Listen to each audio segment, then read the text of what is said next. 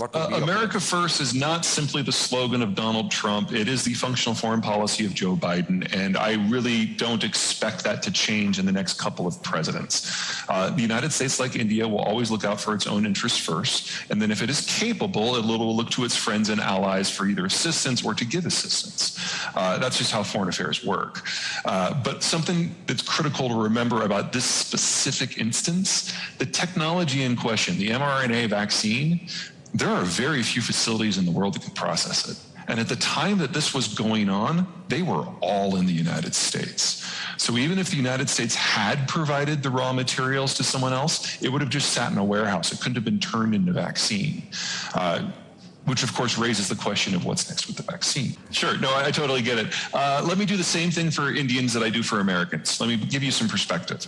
The reason that India did so poorly during the colonial period was that the British were industrialized and India was not. For 300 years, the British literally brought a gun to a knife fight. So of course it turned out the way that it did. But India is not unindustrialized anymore. Does the country have faults and shortcomings? Of course, we all do.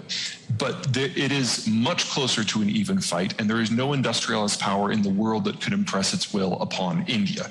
India is here for good. That is not going to change. And the sooner that Indians kind of metabolize that fact and get the confidence that comes from it, from reality, I think the better off you'll be. Second, let's talk about India's vaccine record, because it is excellent. In less than 18 months, India has developed its own vaccine, the Covaxin formula, and applied it to hundreds of millions of its own people. There are only a handful of vaccines in the world that have managed to meet that time frame, most of which have come out of the cutting-edge first world stuff. India's is the only one out of the developing world that has been successful and applied in mass. Now, is it as successful as protecting against the Delta variant as the Moderna or the Pfizer? No. But Pfizer and Moderna are a new technology, so I think that's the wrong measure. You got to compare it to your civilizational peers. Compare it to the compare it to the Chinese ones. You're probably 60 to 65% effective against Delta. That's more effective versus Delta than the Chinese vaccines were against the original strain. And the Chinese vaccines are useless against the Delta strain. So China has a zero tolerance policy, not out of safety, but because it doesn't have a choice, because it knows its vaccine doesn't work. So will India have another wave? Yeah, probably. Not enough people are vaccinated. And the natural immunity that you get from suffering through COVID only lasts a few months. So to think that you're over, I think that's overly optimistic, but your vaccine manufacturing capacity is ramping up week after week after week. It's a race. I don't know if you're going to beat it or not. But if you can get everybody vaccinated, the next wave will have a lot of cases, but not nearly as many deaths. And that'd be a huge plus. The Americans, we're in the same race right now as well. We're facing a lot more resistance than you guys are, because your vaccination strategies for the last 15 years have been far superior to most, not just in the developing world, but in the rich world as well. So if you keep that up, oh, that's fantastic. And if you're looking for an opportunity here, if the Indian government can make an agreement with either Pfizer or Moderna, get the legal indemnity in place, and remember, well over 1.5 billion people have already gotten the Pfizer or the Moderna formulas, so that the safety issues are negligible. But if you can get domestic manufacturing of those vaccines established in India, that means the next wave of mRNA vaccines will be available for mass application. And we're not just talking here about new equivalents of the vaccines for polio or diphtheria or hepatitis. We're talking about vaccines for things like HIV and cancer. India has always had a problem maintaining a certain health level of its population. And if you can vaccinate against all of the diseases that have just been causing you problems for decades, can you imagine what's going to happen to economic growth on the backside of that? Any guess? Let me give you two scenarios. Scenario one, I really can't keep to the timing because Delta's going to do what Delta does. But it's guaranteed and it will happen within a year. I can give you that much. Within a year.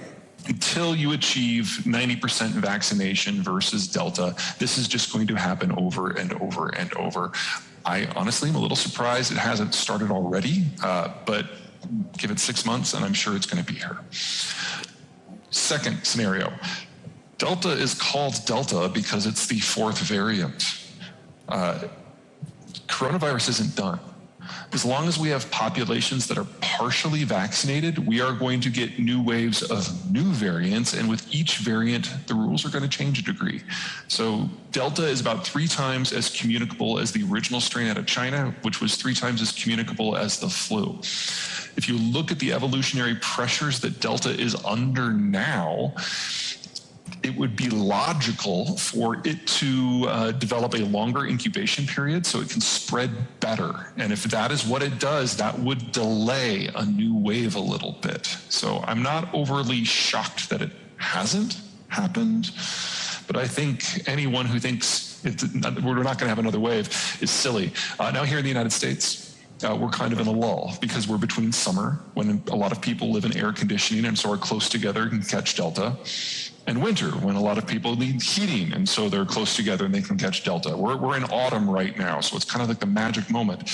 But I live in the Colorado Highlands. I live at just under 2,500 meters. And so it's already here, because here it's already winter.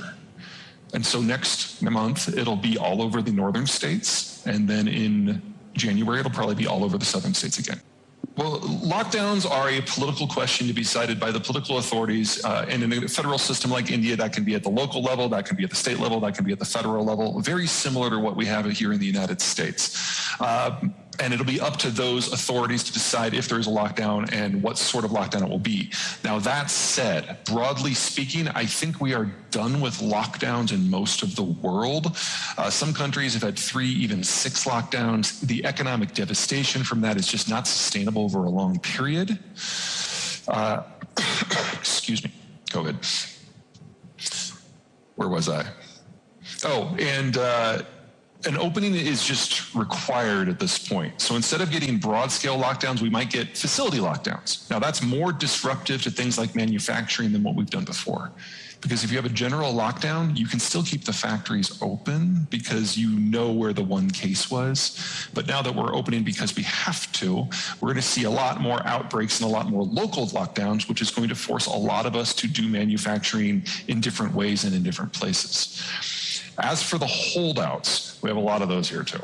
And so we've made the decision here at the federal government level to start mandating the vaccines in order to get past this. And at the pace we're going, the United States is likely to hit that 90% level sometime around next August or September.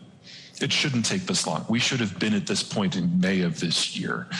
But the United States is, how did Winston Churchill put it? You can always count on the Americans doing the right thing after they've exhausted all their possibilities. We're in one of those moments right now.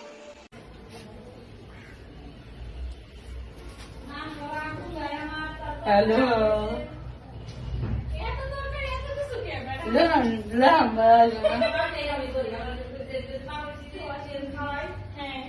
Lohan